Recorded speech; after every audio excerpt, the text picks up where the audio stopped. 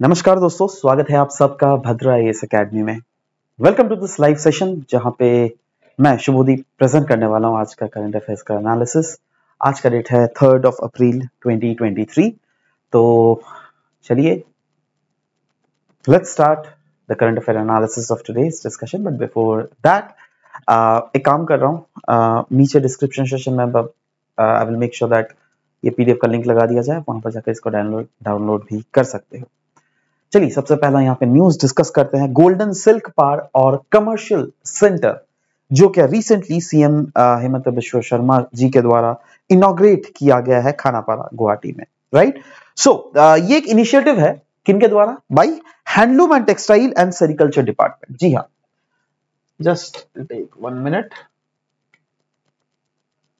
Yes, so just try to remember the name of this department, handloom and textile and sericulture department, जो क्या silkworm breed silkworm farmers को provide किया जाएगा, right. इससे फायदा क्या क्या है? दैट इंडिजिनस सिल्क वीवर्स जो है वो अपने प्रोडक्ट्स को इन प्लेटफॉर्म्स के थ्रू सेल तो कर ही सकते हैं, और साथ ही साथ जो हैंडलूम एंटरप्रेन्योर्स है ना हमारे स्टेट में, असम में, तो इनको भी बहुत ज्यादा पुश मिलने वाला है, राइट। सो याद रखिएगा। नेक्स्ट हम लोग आ जाते हैं जल प्रहरी सम्मान 2023। जी हाँ, गुवाहाटी के एक रेसिडेंट एंड सोशल एंटरप्रेन्योर जिनका नाम है देवव्रत राजकुमार, ठीक है, इनको सम्मानित किया गया एज जल प्रहरी सम्मान 2023, राइट। और नॉर्थ ईस्ट के ये एकमात्र ऐसे इंसान हैं जिनको ये इस पुरस्कार के द्वारा सम्मानित किया गया। वैसे अगर इंडिया में देख लीजिएगा बहुत जनों को ये अवार्ड मिला है, right, but yes from north east who is that person? अगर इंपॉर्टेंट अगर है ना तो यही है ना। So just try to remember the name of this person called Devavrat Rajkumar, right, he is that person.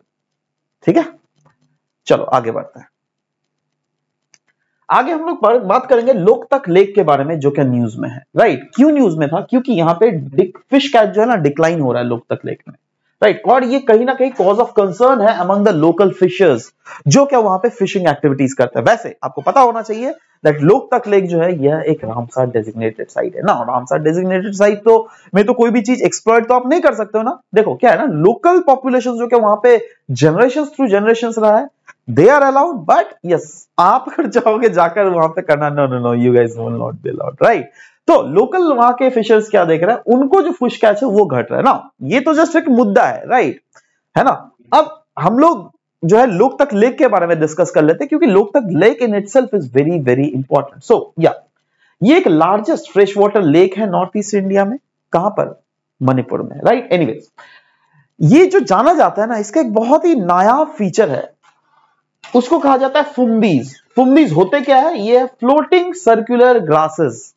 जी हाँ, ये जो ग्रासेस देख रहे हो ना, देखो ये गोल गोल से ग्रासेस देख रहे हो, यहां पर यहां पर यहां पर यहां यहां देखो, ये तैरता हुआ ग्रासेस है ना। और इनको हम लोग फुम्बीज कहा जाता है, याद रखना, वेरी वेरी इंपॉर्टेंट।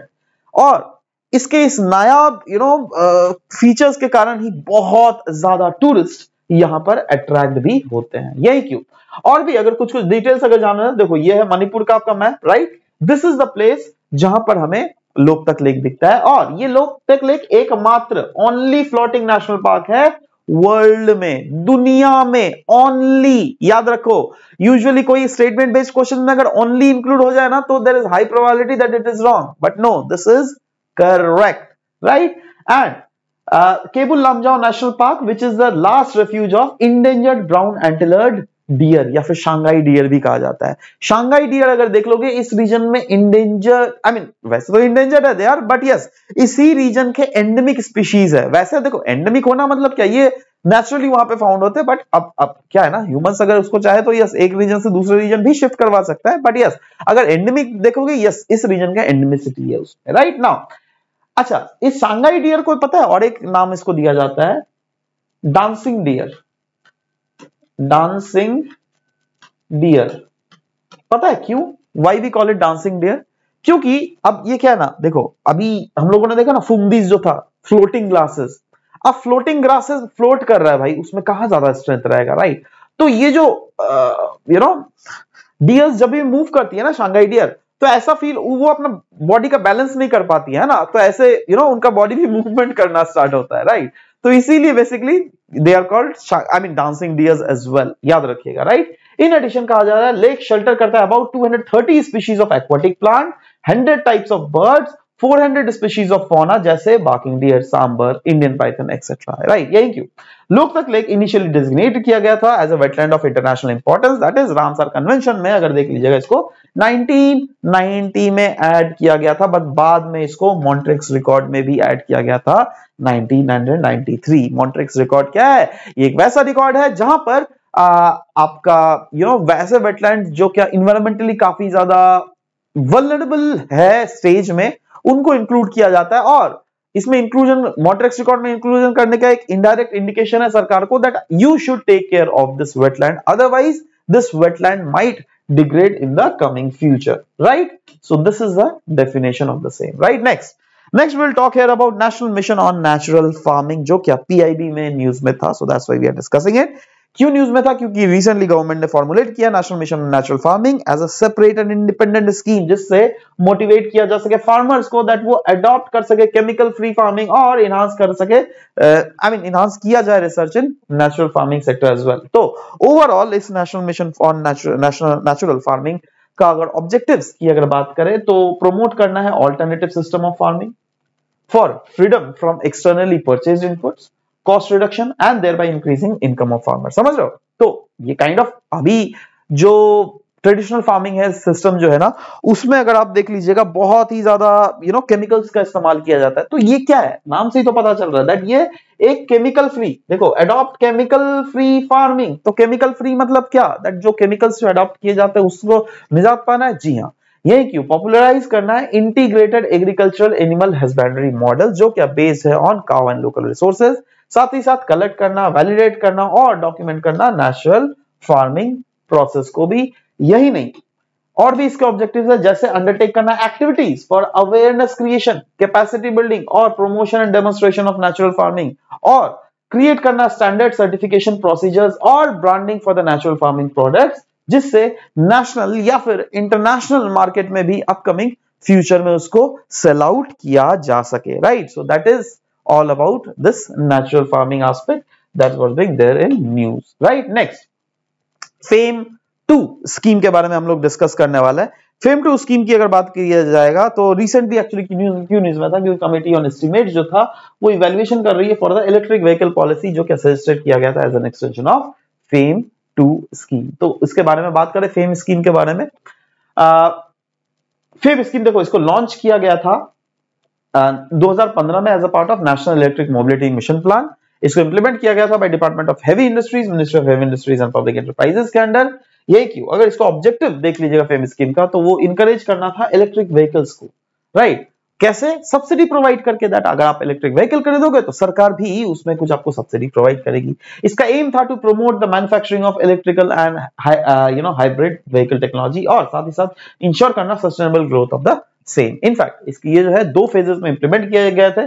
फेज 1 जिसको स्टार्ट किया गया था 2015 में ही, है ना, 2019 में खत्म हो गया था, और फेज 2 को स्टार्ट किया गया था 2019 को अप्रैल में, राइट। यही क्यों, अगर देख लीजिएगा स्कीम वो कवर करता है हाइब्रिड और इलेक्ट्रिक टेक्नोलॉजी, जैसे अगर बात करें mild hybrid, strong hybrid, plug in hybrid, battery electric vehicles, है ना। FAME 2 का जो कुछ मॉडिफिकेशंस भी बीच में लाया गया था, what are those modifications? That of course ये तो पहला ही था वैसे भी, दैट इलेक्ट्रिकल व्हीकल को अडॉप्ट करना इलेक्ट्रिकल व्हीकल्स को, ऑफ कोर्स ई व्हीकल्स को, क्योंकि हमारे देश में अगर आपको पोल्यूशन से निजात पाना है तो yes, e vehicles are very very important, right.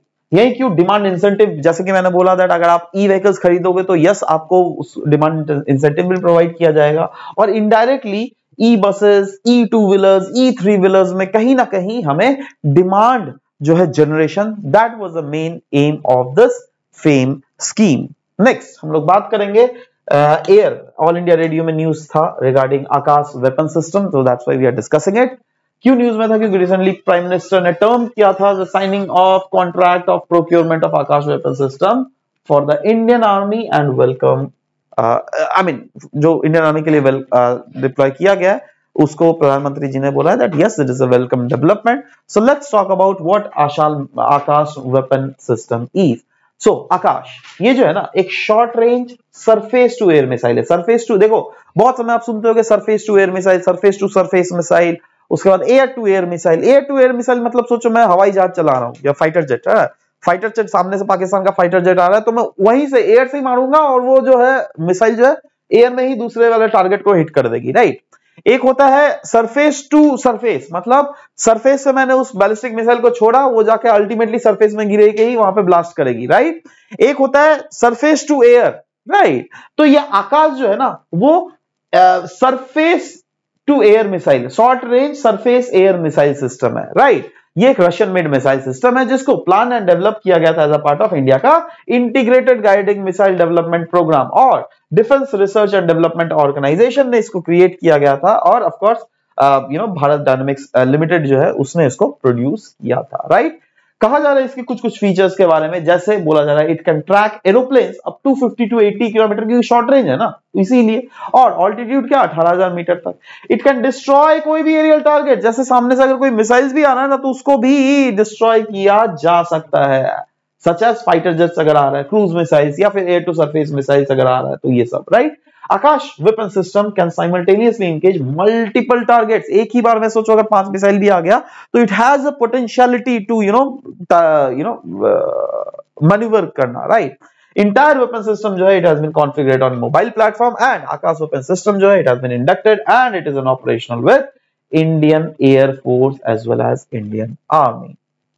Next बात करेंगे मैंग्रोव्स इन इंडिया के बारे में। नाउ रिसेंटली स्टडी रिपोर्ट लाया गया था दैट अराउंड 50% ऑफ द दुनिया का मैंग्रोव फॉरेस्ट जो है it has been disappeared in the last 5 decades. क्यों? क्योंकि कोस्टल रीजन्स में जो इतने सारे डेवलपमेंटल वर्क्स किए जा रहे हैं वेरियस कंट्रीज के द्वारा, that is the main reason behind declining of mangrove population in the world, right. So let's talk about it. ये एक स्मॉल ट्री या फिर श्रब है मैंग्रोव, जो क्या ग्रो करता है along the coastline taking root in salty sediments often underwater. In fact, they are found in marshy intertidal estuarine region. The intertidal मतलब समझ ना, जैसे सोचो if this is a coastal region, right? ये normal आपका level of water है, तो high tides में एक पर्टिकुलर तक जाता है, फिर लो टाइड्स में यहां तक, राइट। तो ये जो रेंज है ना ये है इंटरटाइडल रेंज। तो इसी रेंज में हमें ज्यादातर इस टाइप के मैंग्रोव स्पीशीज हमको देखने को मिलते हैं। इनफैक्ट इनकी खासियत ये है ना दैट ये एक ऐसे ट्रीज है जो क्या नमकीन पानी में, नमक वाला पानी में भी आराम से सरवाइव कर सकती है, right. Mangrove forest contribute to the climate change mitigation. क्यों? क्योंकि एब्जॉर्ब करती है बहुत ही ज्यादा greenhouse gas from the atmosphere और उसको फाइनली सॉइल्स में स्टोर कर देती है, राइट। इनफैक्ट बोला जाएगा इसकी कैपेसिटी पता है कितना है? Up to 4 times more carbon than other tropical forest. मतलब जो ट्रॉपिकल फॉरेस्ट में जो पेड़ पौधा है ना वो जितना कार्बन को स्टोर करती है उससे भी 4 गुना ज्यादा इसका कैपेसिटी है कार्बन को स्टोर करने में, राइट। याद रखिएगा। नाउ अगर इंडिया की अगर बात करें, पूरे साउथ एशिया में 45.8% टोटल मैंग्रोव जो इंडिया का है, जिसमें इंडिया में भी अगर देख लीजिएगा हाईएस्ट तो है वेस्ट बंगाल में परसेंटेज के टर्म्स पे, right, and followed by Gujarat, Andaman Nicobar island, है ना। यही क्यों सुंदरबन अगर देख लीजिएगा वेस्ट बंगाल में, ये लार्जेस्ट मैंग्रोव रीजन है दुनिया में। अब सुंदरबन के बारे में एक चीज जरूर यहाँ पे क्लियरली जो नहीं लिखा हुआ मैं बता देना चाहता हूँ दैट सुंदरबन जब बोल रहे हैं ना वेस्ट बंगाल में, तो वेस्ट बंगाल ही नहीं, मतलब ये बांग्लादेश में भी है सुंदरबन। इनफैक्ट बांग्लादेश का अगर सुंदरबन देख लीजिएगा ये ज्यादा है, ज्यादा बड़ा है एज कंपेयर टू इंडिया भी, right. So it is listed under UNESCO world heritage site Sundarban की अगर बात करें तो। ये सब कुछ कुछ फैक्चुअल बातें थे which are very much important, right. देख लो ये डायग्राम भी, मतलब डायग्राम के ये मैप देख लेना जरूर, ठीक है। कौन कौन से राज्य है, जैसे वेस्ट बंगाल सबसे ज्यादा एरिया है आई मीन मैंग्रोव का, ठीक है। दूसरा है गुजरात, उससे कम एरिया हुआ। उसके बाद अंडमान निकोबार, आंध्रा, उड़ीसा। तो ये बाई चांस अगर आपको होता नहीं है दैट ऐसा 4 स्टेट्स का नाम देगा, बताइए आप इंक्रीजिंग ऑर्डर में सेट कीजिए दैट कहां पे हमें मैंग्रोव्स मिलता है। तो उस टाइप से अगर क्वेश्चन बाई चांस अगर आ गया, you should be capable enough to answer the same, right. अब आ जाते हैं दोस्तों, आज जो भी डिस्कस किया उसके बेसिस पे एमसीक्यू। सबसे पहले तो हम लोग डिस्कस करेंगे कल जो एक एमसीक्यू डिस्कस किया था उसके आंसर्स, उसके बाद आज के एमसीक्यू में आता है। कल जो क्वेश्चन पूछा गया था वो पूछा गया था दैट रिसेंटली जो first ever clone of calf which is belonging to indigenous Gir cow breed, उसके बारे में दो स्टेटमेंट दिए गए थे। दैट इसको कैसे क्रिएट किया गया था, तो क्या इसको क्रिएट किया गया था through a type of cloning जिसको कहते हैं somatic cell nuclear transfer. Yes. दूसरा, the cloned calf has been named Ganga. Is it true? Yes. So correct option is both. 1 and 2 is the correct answer. आज का जो question है, आज का क्वेश्चन देखिए यूपीएससी 2015 में पूछा गया था, इसीलिए मैं उसी को सिंपली कॉपी पेस्ट आपके सामने कर दिया हूं। ठीक है। एनीवेज मैं जानता हूं आप लोग शायद मैक्सिमम लोग ये आराम से कर पाओगे। Which of the following national park is unique in being a swamp with floating vegetation that supports a rich biodiversity? Bhitarkanika National Park, Keibul Lamjao National Park, Keoladeo Ghana National Park या फिर Sultanpur National Park, right? So these are the, I mean this is the thing that is been given to you. आशा करता हूं that आप लोग इन चीज को अच्छे से सॉल्व कर पाओगे। नीचे कमेंट सेक्शन में जरूर से आपके सही आंसर लिखना। I will be waiting for your answer to come. Anyways guys, this was all about the discussion for today's class guys. Thank you very much for discussion.